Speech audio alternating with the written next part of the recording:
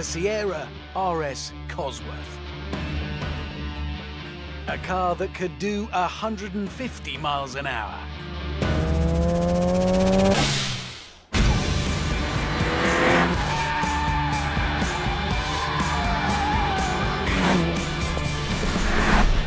It was 1986. Lots of cars could do 150, but not a Ford. That was madness. BMW and Mercedes could not believe it. This was the gardener coming into the parlour and kicking the Baron's teeth out. The blue bloods were being absolutely battered by this, the blue-collar worker.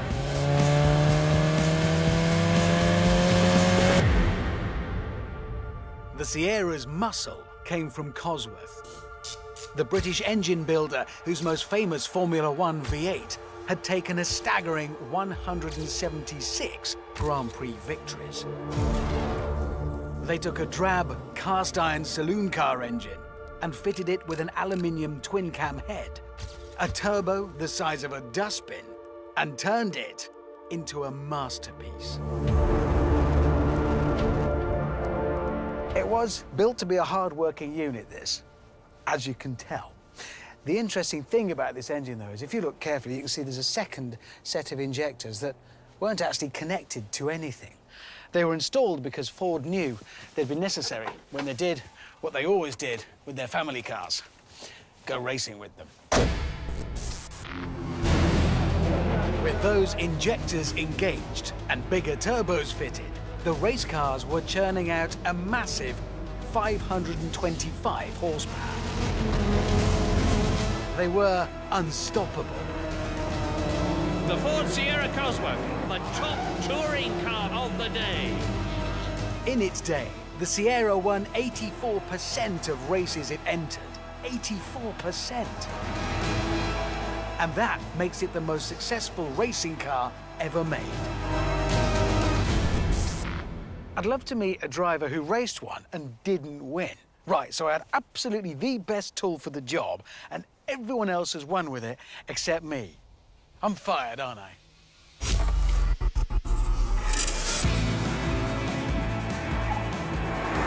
To keep the road-going rocket ship pointing mostly in the right direction, it got beefed-up suspension, a limited-slip diff, and its most famous feature,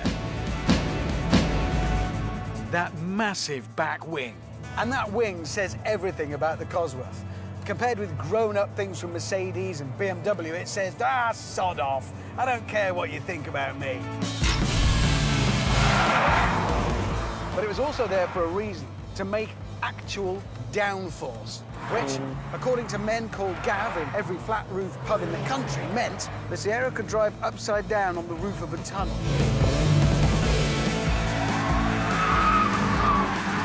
I'm not sure about that. This thing is still pretty lively.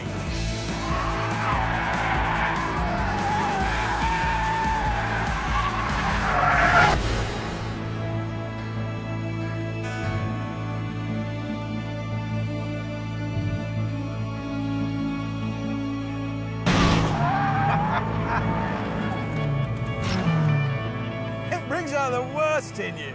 This is like a really bad mate. You know, the one you absolutely love, but nobody appreciates you hanging around with them. Cosworth turned the Sierra into one of the most desirable cars on the planet. And because it only cost 17 grand, 6 grand less than a BMW M3, your local builder could have one. However, while everyone wanted Ford's latest working-class hero, not everyone was prepared to pay for it. Joyriders. Joyriders. Joyriders in a stolen Sierra Cosworth. Driving around a Newcastle housing estate. The high-performance vehicle is the twocker's favourite. In the late 80s, car crime saw a massive spike, and the Cosworth was at its tip. Here was a car with the performance of a supercar and the locks of a shed. If you had 5 seconds and a screwdriver, you too could have a Sierra Cosworth. And whatever you did next, the fuzz couldn't catch you. Ford tried to get on top of things by stripping off the wing and putting the firecracker engine into a sober four-door shell to make this the Sierra Sapphire Cosworth. But it didn't work. If anything, the Crims were grateful. Oh, thanks, back doors. Makes it easier for the lads to get in after a bank job. But ultimately, what?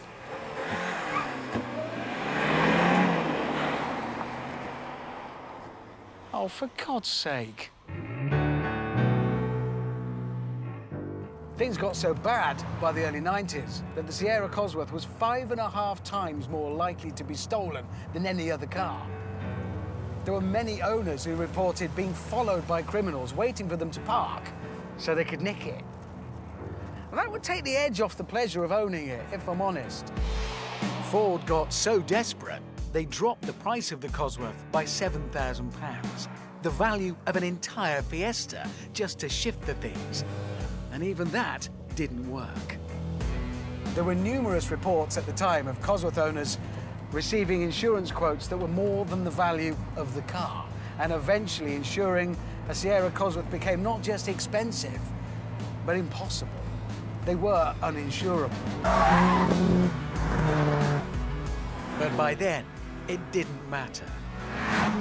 The Sierra Cosworth had done its job, just as the Lotus Cortina had done 25 years earlier, by making an ordinary family saloon seem impossibly cool.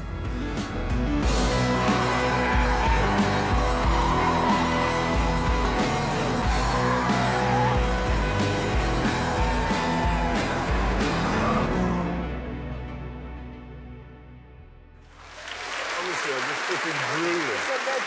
Absolute legend. Drooling watching. I absolutely loved, I adored the Sierra Cosworth. It was brilliant. Fabulous. Absolutely fabulous. Let's see how fast it goes around the Ebola-drome. And away it goes, gentle off the line, but then a scuff of wheel spin as the turbo roars into life and catapults it onto the isn't. A 1980s gear change workout there, and a lot of body roll on those soft 80s springs.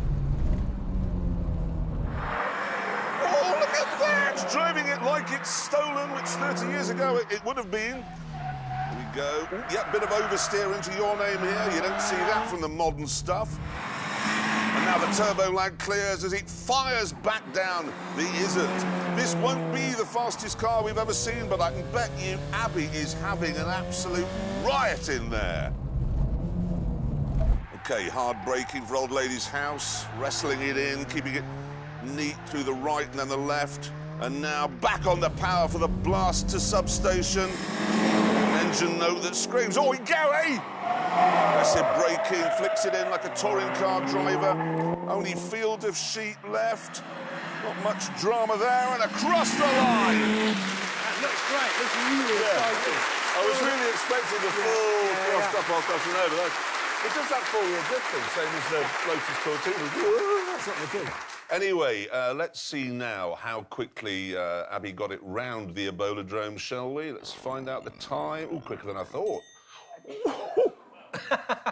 What? Well, it's faster than a Lamborghini. I told you that thing was slow. It's actually slower than a Ford Sierra. But the interesting thing for me there is it's quicker than a Ford Fiesta ST 200, and they both have the same power, don't they? About 200 horsepower. It did, yeah. I think what that goes to show is, despite all the improvements in suspension and tyres, you can't beat fitting something with a sodding great turbo. Massive turbo does the job.